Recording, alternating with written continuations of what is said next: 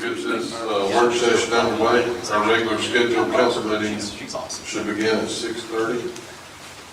We'll hear from our department heads. I got most of them in here, and work our way through the council.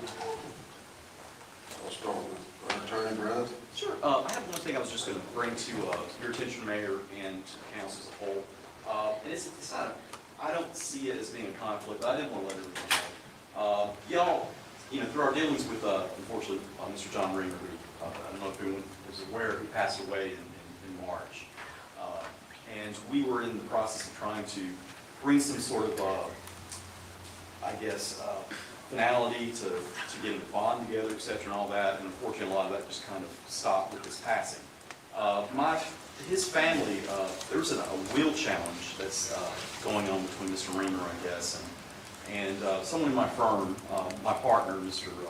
Frank Head, was asked to handle a will challenge for the estate. And I just wanted to bring it to your attention. I don't see it as a conflict between the things that, the issues with the Waterford and with Mr. Reamer's estate, but I just wanted to let you know that we believe there's not a conflict, but my firm, one attorney would be handling his that will challenge, and I would continue to try to bring some sort of resolution, however we can find it with the Waterford issue. If anything, I think having somebody move along the estate would help the city's interest as far as having whomever takes over that interest with Waterford and the development. The faster that moves, the faster maybe we can get some point of contact in order to get Waterford resolved. But I'm saying all that just to let you know that I have at least a duty to inform both my clients on both sides. We don't believe that it meets conflict underneath the rules of our professional responsibility. But I did want to at least let y'all know if y'all had any concerns, objections, or wanted to discuss it. But other than that, I don't know that we have anything else in the pipeline as far as anything that I need to discuss. Okay, Stacy, good evening. I was just going to announce that the overtime rule that the state had applied back in, I think it was October of 2024, the legislature did not renew that, so that ends on June 30th. So the department heads will know. Allison. So we had the zoo come to the library our first day of summer reading, and we had such an overwhelming response that we actually had to turn people away about 30 minutes before. And because of that, we spoke to the zoo, and they've had that happen a couple times this summer. So we are having them back on July 22nd at 5 p.m. and they are going to test drive a new program with us. So it's going to be the Montgomery Zoo, July 22nd. It is going to be indoors because they can't have the animals outdoors for obvious reasons. They don't want them to escape. But we're going to see if we can do a program where more people can see it, and it's not a sit-down presentation, but people can walk through and see and then go on. So it'll be from 5 to 6:30. And then we're still doing summer reading. We have something every day except for Friday. And on Friday, there's a take-home craft and the kids that bring their reading logs in can go to the treasure box. Kelly. I've got budget adjustments on the agenda, but I wanted to talk tonight about budget work session dates. I'm going to put it on the next agenda, but I just wanted to throw out what I was thinking, and the council let me know if there's a conflict. I would like to do the budget work session starting Monday, July 22nd, and every Monday through Monday, August 18th. So I would pass out the budget after the council meeting on the 21st. And then the next Monday at 6 o'clock, that would be the first round of department head meetings where the departments come in and present their request. The next Monday would be after the council meeting, and that would be department heads back in. The following Monday would be the 11th, and it would be after the P&Z meeting at 6:30, and that would be department heads. It takes 3 meetings to get our department heads in. And then the final meeting, hopefully final meeting, would be on Monday, August 18th after the council meeting. So I just wanted to check with the council and see if you guys had any conflicts with those dates. And if not, we'll get Connie to put it on the agenda for next meeting. Does anybody know of anything on any of those Mondays? You said 22nd? 21st. Monday, July 22nd would be the first to be handing out the budget, and that'd be after the council meeting. And then it would go through, let's see, is the 21st the police call? 21st. Oh, I'm sorry, yes, the 21st. Monday, July 21st. And then every Monday until Monday, August 18th.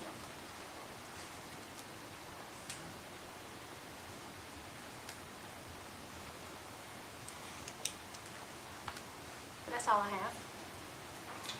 All right. Chief, then? I just have one announcement. The World Police and Fire Games are coming to Birmingham starting June 27th. There'll be events all over the Birmingham area. Every event you can think of in an Olympic type event, all kinds of track and field, combat sports. There's a fishing tournament from Logan Martin. So if you're out and about the Birmingham area over those 2 weeks, you'll see a lot of police and fire in the area, and there's some great events to attend. We're going to have an event in Calera that I think Chief Hutch is going to talk about also. And there'll be a firefighter memorial as well in downtown Birmingham. So just a good time to get out and support law enforcement and fire service.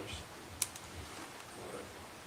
Chief? First thing I want to talk about is the Explorer Academies going on right now, and I got some pictures up there. We've got 4 of our kids attending, and Baldwin County is hosting for the first time. It's always been at University of Montevallo, but as many of you know, the chief at University of Montevallo, Tim Alexander, retired, and then we actually hosted it at Rolling Hills one year, and this year it's at Baldwin in Baldwin County.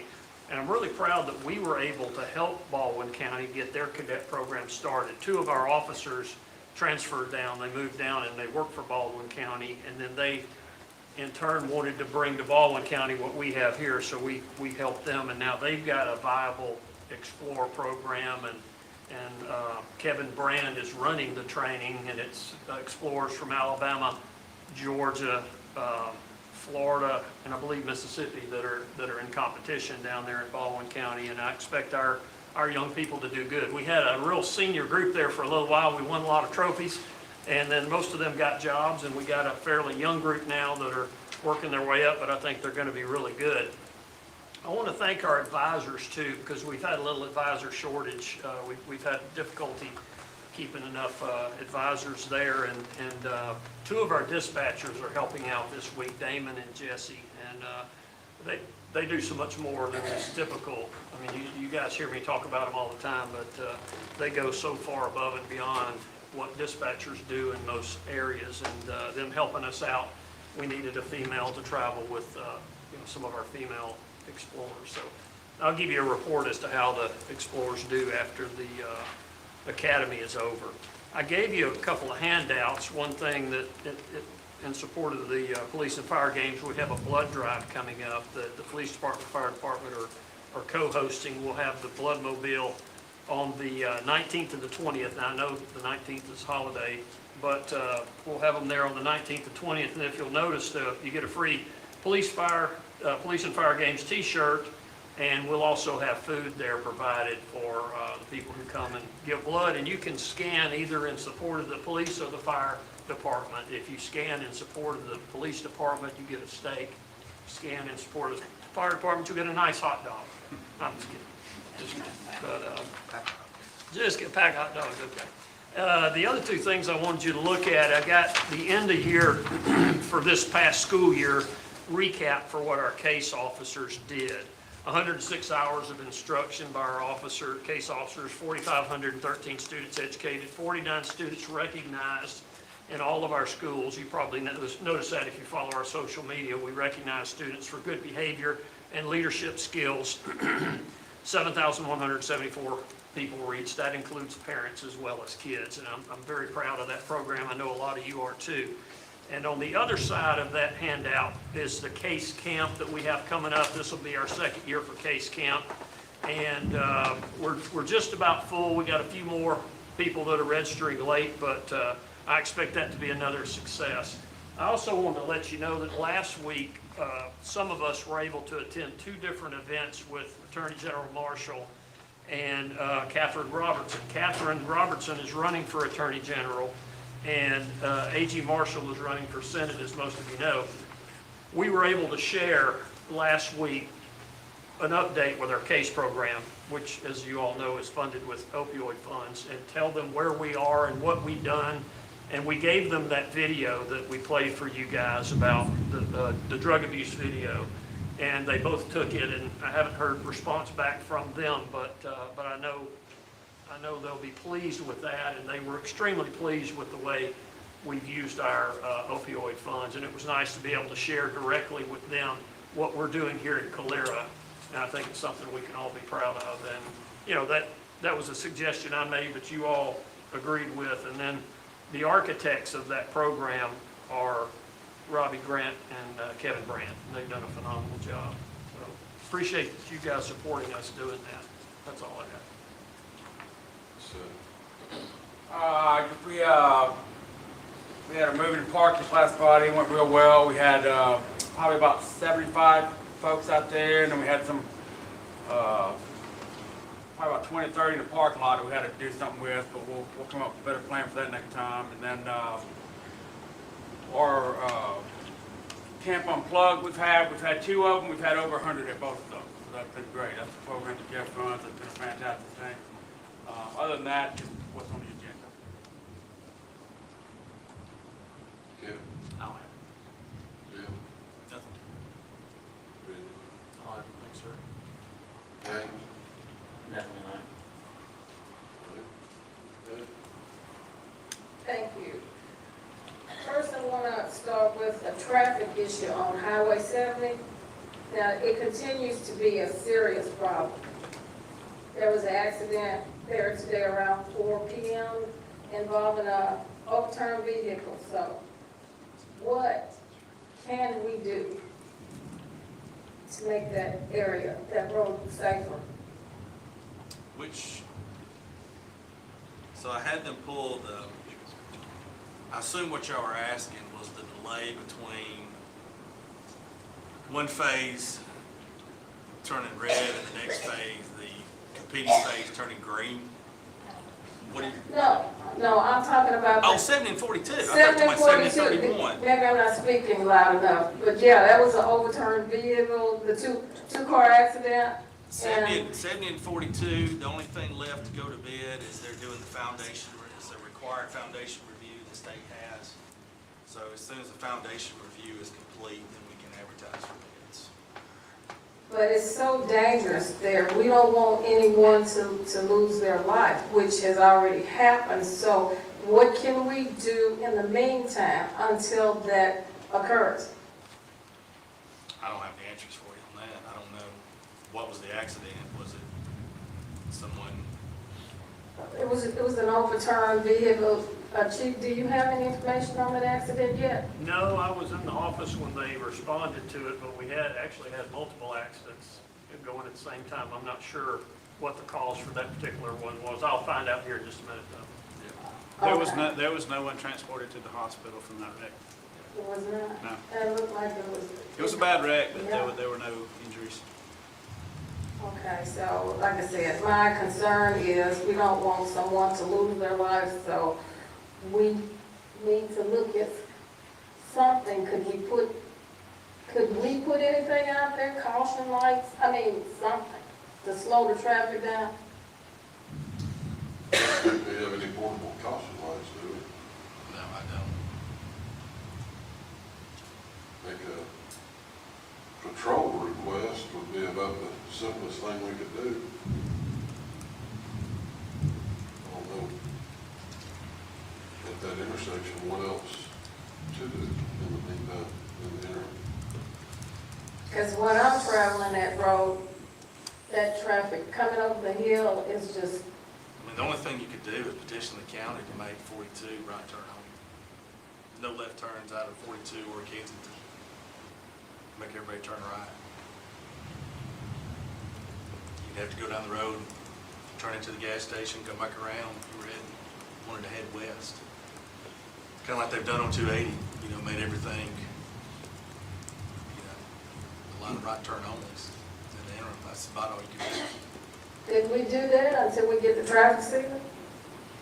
I think a lot of the problem is everybody's on Highway 70 at Waterford.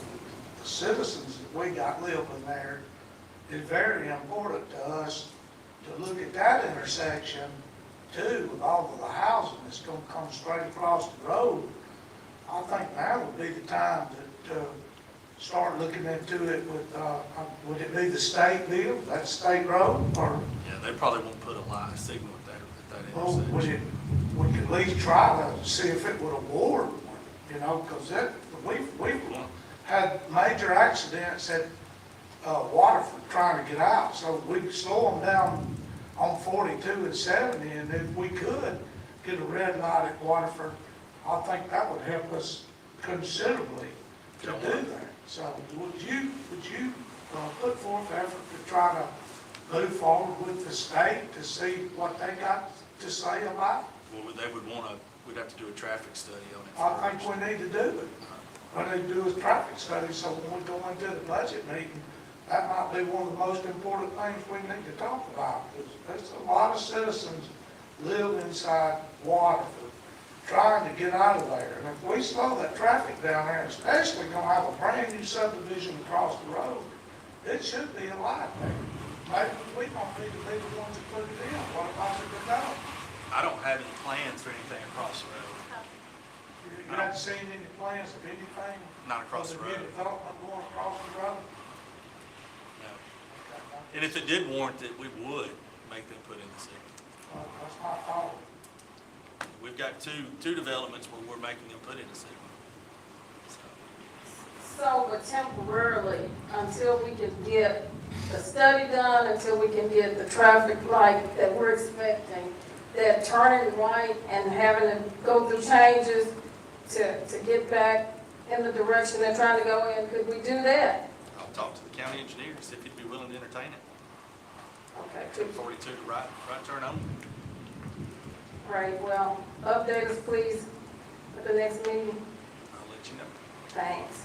Okay, and next, do we have any updates on the railroad easement, the dumpster path, downtown Main Street? And do they have the final agreement on drainage? Do we have the rent proposal? We have the agreement, but I've not seen a rep proposal to you. Where we're at on that was, we sent the railroad the drainage agreement. They had represented to us, they were waiting for that before they would move forward with any of the other easements. Well, that was a couple of weeks ago, and of course, since then, I have not seen a single document from them. So at this point, I would follow up with the railroad, with their attorney, and find out when they plan to send those to us. But yes, we sent everything over as far as the executed drainage agreement, and I told the railroad at that point that we were just waiting on CSX, we're just waiting on y'all to send us over your draft. But that was, I believe, about 2 weeks ago. So you will give us an update at the next meeting? Absolutely. In fact, I have on my to-do list, I think I have a calendar that we follow up from this week, so I'll be sure to do that. Okay. Okay, Councilmember Cost, do we have a scheduled meeting with that architect regarding the Cosby building? We did,